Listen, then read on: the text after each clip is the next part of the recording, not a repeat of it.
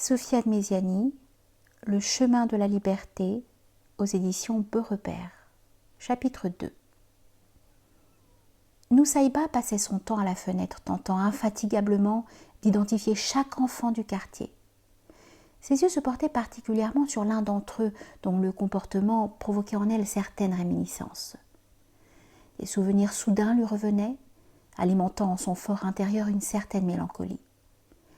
La candeur du petit garçon qui attirait son attention éveillait en elle certains remords, car elle aurait aimé que son propre fils fût aussi candide.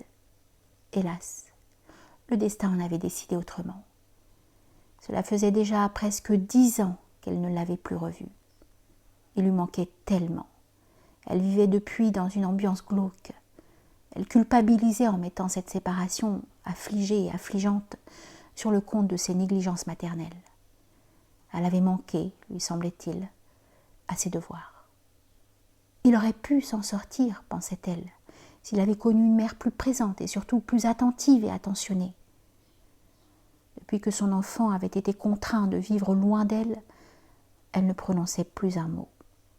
Sa vie s'était réduite à un vaste silence et surtout à de profonds regards qu'elle projetait du haut du 4e étage de l'immeuble. Ses voisins, ainsi que les habitants du quartier, méfiants, gardaient une certaine distance et n'osaient jamais l'approcher. Elle semblait étrange, impossible à apprivoiser. Les seuls moments où elle quittait son domicile, c'était pour se diriger vers une colline déserte à proximité de la cité. Personne ne savait exactement ce qu'elle y faisait. Sa présence et sa curieuse personnalité suscitaient parfois quelques frayeurs malgré les rires sardoniques qu'elle essuyait. Les gens ne parvenaient jamais à affronter son regard perçant. Nussaïba avait cette manie de scruter chaque personne qu'elle croisait, sans dire un mot.